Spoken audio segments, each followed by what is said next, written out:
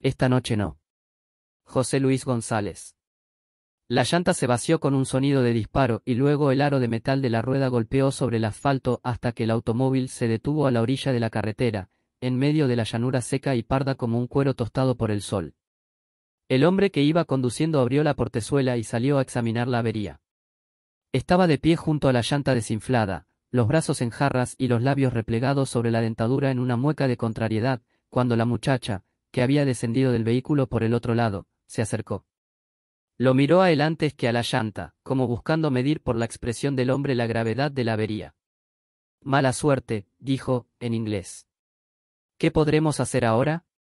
El hombre se abstuvo de responder y apartó la mirada de la llanta para dirigirla hacia uno y otro sentido de la carretera recta y desierta. A continuación escudriñó la llanura a través de la atmósfera transparente y densa como cristal fundido que lo obligó a entornar casi enseguida los ojos lastimados.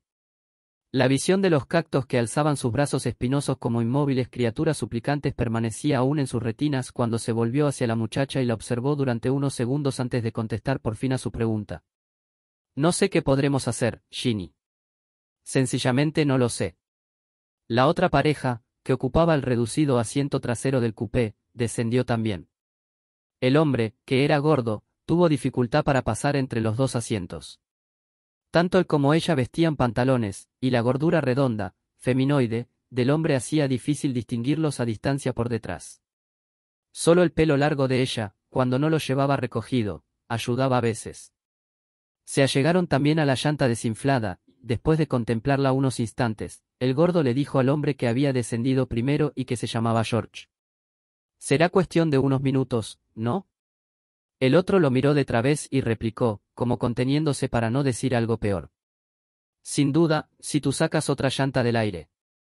«Está bien, George, está bien», dijo la mujer de pantalones. «Por eso no hay que». «Oh, por amor de Cristo», casi gritó George, cortando la protesta de la mujer con un manotazo en el aire. Ella frunció los labios y se metió las manos en los bolsillos del pantalón y se cayó. «George», dijo entonces la muchacha, suavemente. «¿Qué? ¿Podríamos saber?» «Sí, claro que pueden saber. Pueden saberlo todo. Se nos acaba de reventar la última llanta de repuesto, son las 4 de la tarde del 15 de agosto». «George». Después permanecieron en silencio unos minutos. George volvió a mirar sobre ambos rumbos de la carretera, siempre desierta. «Va», dijo el otro hombre. «Dentro de un momento pasará otro automóvil». «¿Estás seguro, Clarence?», preguntó George sin mirarlo. «Dime que estás seguro para saber que solo tenemos que sentarnos a esperar». El gordo no contestó. A poco, dirigiéndose a la mujer de pantalones, dijo: «Yo creo que es el calor. El calor y la carretera. Sobre todo la carretera. Estas llantas no estaban». La mirada, dura como un insulto, de George lo interrumpió. La muchacha empezó a hablar de repente, con énfasis. «Por favor, escúchenme todos un momento. Esto no excluye a nadie. Vamos a ver si dejamos de comportarnos como chiquillos. Si el viaje no ha salido como esperábamos, hagamos por lo menos un esfuerzo para dominar nuestros nervios». «George». «Sí. George, ¿qué podemos hacer?» «Acabo de decirlo, Ginny, en realidad lo único que podemos hacer es esperar. Adelante tiene que haber una estación de gasolina. Si pasa otro automóvil que me quiera llevar con la llanta hasta la estación, tal vez podría repararla o telefonear o algo, y entonces esperar a que alguien me volviera a traer». Y mirando al otro hombre. «Pero eso va a tardar. La última vez que nos cruzamos con otro automóvil fue hace media hora». La mujer de pantalones preguntó entonces, con un dejo de fastidio: «¿Por qué tuvimos que escoger esta carretera?» «Dínoslo tú», le contestó la muchacha. «¿No andábamos buscando paisajes interesantes para tus acuarelas?» «Va». George se había ido alejando, poco a poco, unos pasos del grupo. Una semana antes de su graduación de bachiller, al regresar a casa una tarde después de la sesión de entrenamiento del equipo de fútbol, encontró el aviso de reclutamiento militar. El padre recibió la noticia como un golpe demoledor. En aquellos días debía realizarse uno de sus proyectos más acariciados, el ingreso de este hijo, el menor, en la universidad.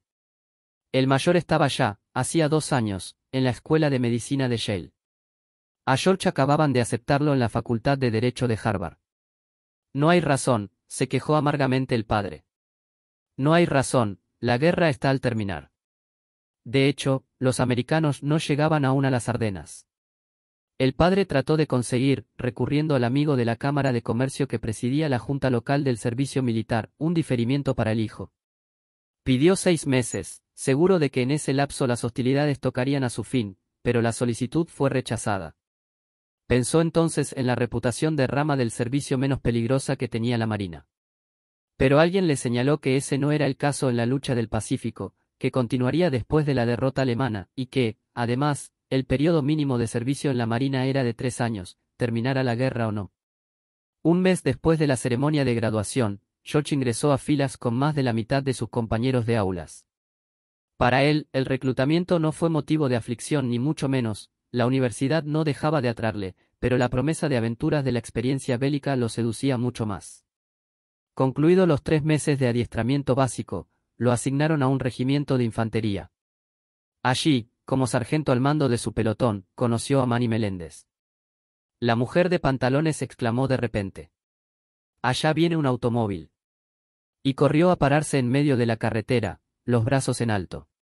Los demás permanecieron en la orilla. El auto que se aproximaba redujo gradualmente la velocidad hasta detenerse a unos 5 metros de la mujer que ahora daba pequeños saltos sin dejar de agitar los brazos. Era un convertible deportivo, con la capota retirada y placa del estado de Nueva York. 2 hombres ocupaban los asientos delanteros, y la parte posterior venía atiborrada de equipaje. Los 2 hombres viajaban con los torsos desnudos, bronceados de sol y sudorosos. Ambos usaban gafas oscuras. El que conducía era calvo, y mostraba en la parte superior de la cabeza grandes manchas rosadas allí donde la piel requemada se acababa de caer. La mujer de pantalones se acercó la primera. «Hello», dijo con una sonrisa. «Hello», contestó el que conducía, en un seco tono de expectativa. «Se nos acaba de reventar la llanta de repuesto que traíamos.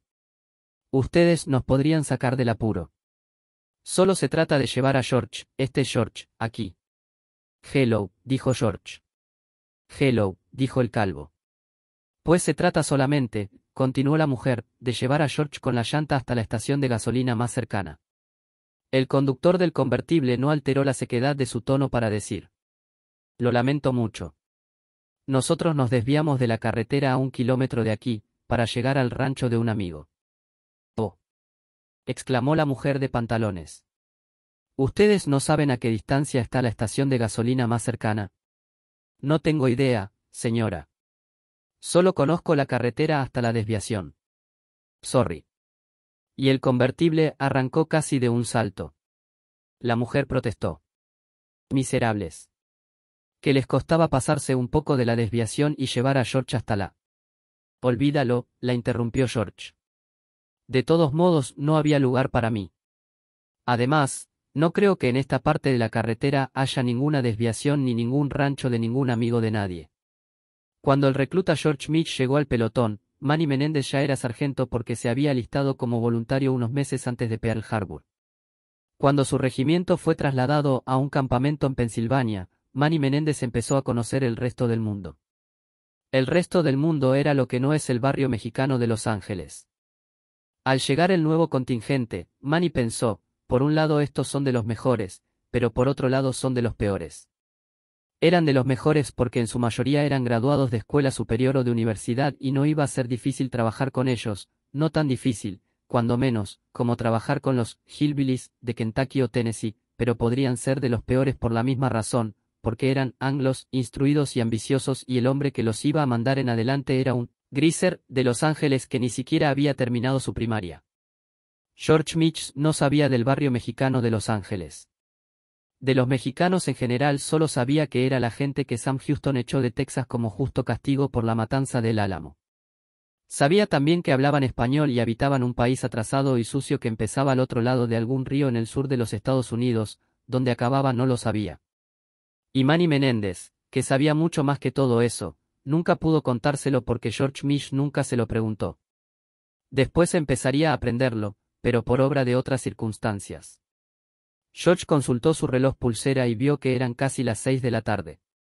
Sobre la llanura, en la lenta agonía de la tarde, el cielo parecía incendiarse. Entonces fue cuando George volvió a mirar sobre el rumbo de la carretera y columbró al hombre que se aproximaba sobre un burro. George no les dijo nada a los demás, pero estos lo vieron mirar y entonces miraron a su vez y descubrieron al hombre que se acercaba sin prisa, pequeño como el asno, vestido con camisa y calzón de tela casi blanca y la cabeza cubierta por un aludo sombrero de paja. «Vaya», dijo la mujer de pantalones. «Don Quijote al rescate, versión nativa. Tal vez pueda ayudarnos». «No veo cómo», dudó el gordo. «Comprobar no se pierde nada», contestó la mujer, y cuando el indio estuvo a unos pasos del grupo se dirigió a él saludando con la mano. «Hello, there». El indio se quitó el sombrero, su cabellera casi blanca confirmaba la vejez que la lentitud del ademán había sugerido en primer término, y dijo: «Buenas tardes, señores». La mujer tardó unos instantes en escoger sus palabras. «Say. Call you. A gas station. Is there a gas station down the road?» El indio sonrió y dijo: «Mande a este». La mujer repitió, muy despacio: «Gas station, gas station. Understand». El indio movió la cabeza de un lado a otro, sin dejar de sonreír. «No. No gas station. No es eso», dijo entonces la muchacha. «Lo que dice es que no entiende». «Oh, shit», se desanimó la mujer. «Y give up». «Let me try», dijo George, y se dirigió al indio señalándole la llanta desinflada. «Flat tire, sí. Flat tire». El indio asintió con la cabeza. «Sí, señor», se le tronó la llanta, «ya me di cuenta». «What's that?» «Oh, never mind. Listen. No more tires. Got to repair this one, understand?» «Sí, señor», respondió el indio. «Si traen a ustedes otra llanta, con todo gusto los ayudo». La mujer de pantalones produjo una risita sarcástica. George apretó la mandíbula y la miró de reojo. El indio seguía sonriendo, ajeno a la frustración de sus interlocutores. «Oh, por amor de Cristo», exclamó el hombre gordo. «¿Hasta cuándo vamos a seguir perdiendo el tiempo con este infeliz estúpido? Si le preguntáramos al burro sería más». George, que estaba de espaldas al gordo, se dio vuelta en un movimiento rápido, casi violento. «Mejor te callas la boca». El otro empezó a protestar con vehemencia. «¿Ahora qué te pasa a ti? A mí no me puedes hablar como. Trata de impedírmelo». El gordo había palidecido, y la quijada caída en una mueca de perplejidad le daba al rostro mofletudo una expresión grotesca. Las mujeres intervinieron, hablando a la vez. El gordo dijo: «¿Qué diablos le pasa a este?» «A mí no me pasa nada», respondió George, con la voz todavía alterada por la ira. «Pero tú podrías aprender a respetar a otros seres humanos aunque no sepan hablar tu idioma ni se parezcan a ti». El gordo tardó unos instantes en comprender, después levantó las cejas y agrandó los ojos en una expresión de sorpresa. «Ah, con que eso es. ¿Y de dónde demonios te ha salido a ti ese amor por esta gente? La verdad es que esto es difícil de creer. Pues empieza a creerlo ya, por tu propia conveniencia». El otro sacudía la cabeza y repetía: «Pero, ¿de dónde demonios le ha salido a este? ¿De dónde demonios?». Hasta que la mujer de pantalones lo tomó por un brazo y lo hizo alejarse unos pasos con ella. El indio, que había dejado de sonreír, extrañado de aquella violenta escena cuyos motivos no comprendía, taloneó los ijares del burro y se despidió con un: «Que les vaya bien, señores». La muchacha se acercó entonces a George y mirándolo de frente, con una expresión más de amorosa comprensión que de reproche, le dijo quedamente: «¿Y cuándo vas a aprender tú a dejar de castigarte? Porque esa no es la solución y tú lo sabes». La primera licencia concedida al contingente de reclutas fue de unas pocas horas, suficientes apenas para buscar diversión en la ciudad más cercana al campamento. Desde poco después del mediodía, tras el baño colectivo y el almuerzo apresurado, se dio lustre a docenas de pares de zapatos y se vistieron los uniformes recién sacados de la lavandería, almidonados y agresivos los filos de los pantalones. Aquella ciudad vecina había sido próspera 3 veces en su historia. La primera cuando la guerra civil, gracias a una fábrica de zapatos que obtuvo un contrato para suplir de calzado al ejército de la Unión. Después se descubrió que las suelas de los zapatos eran de cartón y una investigación parlamentaria acabó con el contrato, con la fábrica y con la prosperidad a un tiempo. La segunda vez fue después de la Primera Guerra Mundial, cuando la prohibición hizo que la gente destilara y consumiera clandestinamente más alcohol que nunca. La tercera fue al establecerse en sus cercanías el campamento militar, a principios de 1942, cuando la ciudad se llenó de dancings, tabernas y burdeles que reanimaron súbita y espectacularmente la economía local. Aquella tarde de la primera licencia, George Miss abordó el primer autobús que salió hacia la ciudad, repleto de soldados que se disputaban a zancadillas y empellones los asientos. Al principio se sintió un poco diferente del resto de la manada bullanguera, pero a poco de iniciado el viaje se encontró gritando junto a los demás. Más deprisa, chofer. Acelera, que no es entierro. La excitación era contagiosa. Llegado a la ciudad, George siguió al grupo que entró en el primer bar y pidió una botella de cerveza. Mientras bebía, pensó que otra cosa podía hacer. Fuera de meterse en un cine, y eso y jugar béisbol eran las únicas diversiones del campamento, la disyuntiva era obligada, o aburrirse o emborracharse. Y él no había ido allí a aburrirse. Así que ordenó una segunda botella, y después una tercera, y después. Cuando miró el reloj pulsera vio que eran las 10 de la noche. Le quedaba en la mente nublada por el alcohol un vago recuerdo de la tarde. Entonces echó una ojeada a su alrededor y advirtió que no estaba en el bar donde había empezado a beber, sino en un salón amplio, atestado de soldados y unos cuantos marineros, y casi tantas mujeres como soldados y marineros. Una orquesta tocaba un boogie estridente. Y él ya no estaba de pie frente al bar, sino sentado a una mesa con otros soldados y varias mujeres. Entonces sintió la presión que alguien ejercía sobre su antebrazo y al volver la cabeza vio a la muchacha que estaba sentada junto a él. Era una rubia desvaída y delgaducha, pero joven. Notó que tenía demasiado maquillaje y la boca y los ojos pequeñitos. Pero tan pronto la miró ella sonrió y a él le agradaron sus dientes, blancos y parejos. «Vaya», exclamó la muchacha. «Al fin me has descubierto». Nada, vidita, nada. Está bien». Ella miró a los otros y se rió y los demás rieron con ella. Pero ella reía con más fuerza que todos y miraba a George como si eso le produjera hilaridad. La risa la obligaba a echar la cabeza hacia atrás y ahora George vio el pedacito de goma de mascar, cubierto de burbujitas de saliva, entre una muela y la lengua menuda y rosada como una fruta, que la risa agitaba en un leve tremor. George empezó a sentirse mal. Le costó un esfuerzo levantarse de la silla. Entonces, mientras se dirigía al cuarto sanitario, vio a Manny Menéndez entrar en el salón. Venía solo, y George pensó que acababa de llegar a la ciudad por el pulcro aspecto de su uniforme y porque su rostro daba la impresión de que se había afeitado poco antes. Manny no vio a George y se encaminó hacia el bar en el otro extremo del salón. La orquesta había iniciado un receso y la pista de baile se iba quedando desierta. Manny Menéndez había llegado al centro de la pista cuando la mujer se le allegó y lo tomó con ambas manos por un brazo. «Hola, buen mozo. ¿No invitas a un trago?» La mujer estaba borracha. El pelo, rizado y seco como paja, le caía en desorden sobre los ojos. Repitió, con la voz tartajosa. «¿No le ofreces un trago a una amiguita?» Manny Menéndez trató de liberar su brazo con un movimiento comedido, casi delicado, e inefectivo. «Más tarde», dijo. «Ahora déjame». Pero la mujer no lo soltaba, e insistía. «Un traguito nada más, anda, no seas malo». «Más tarde». «Más tarde te invito». «Ahora déjame». «Suelta». Trató de alejarse pero ella no lo dejó. «No seas malo, anda». Manny dio un paso y la mujer siguió aferrada a su brazo. «No seas». «Suéltame». «Está bien». Casi gritó ahora la mujer. «Pero no tienes que insultarme». «¿Oíste bien? No tienes que insultarme». Fue entonces cuando el soldado que estaba sentado a una mesa cercana se levantó rápidamente de su silla y avanzó hacia la pareja. Era un raso de talla corpulenta y facciones angulosas, agresivas. Se acercó a Manny Menéndez por detrás y poniéndole las manos en los hombros lo hizo darse vuelta bruscamente.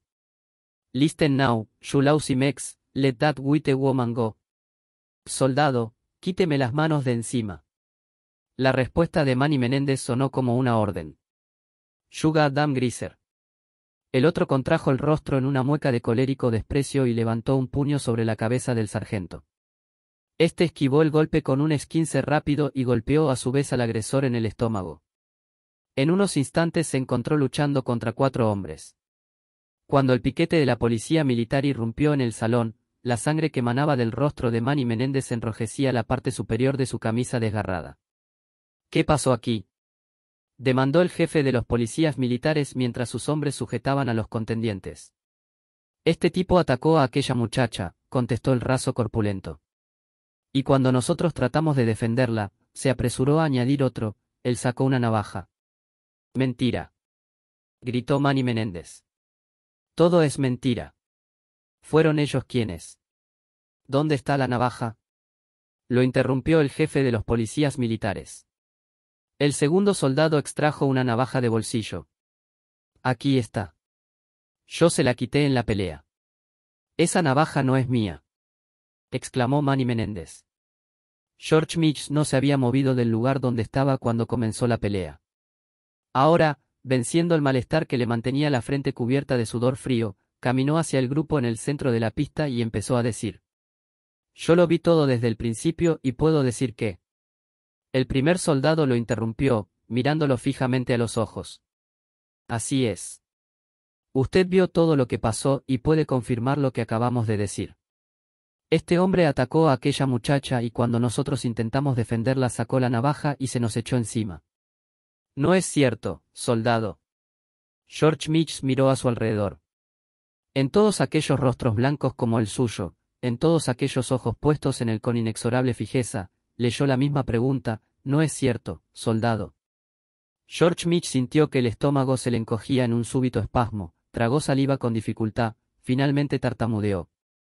Yo quería decir que, en efecto, sí, eso fue lo que vi. Dígame su nombre y el número de su unidad, dijo el jefe de los policías militares. Tendrá que ratificar esa declaración ante un oficial superior.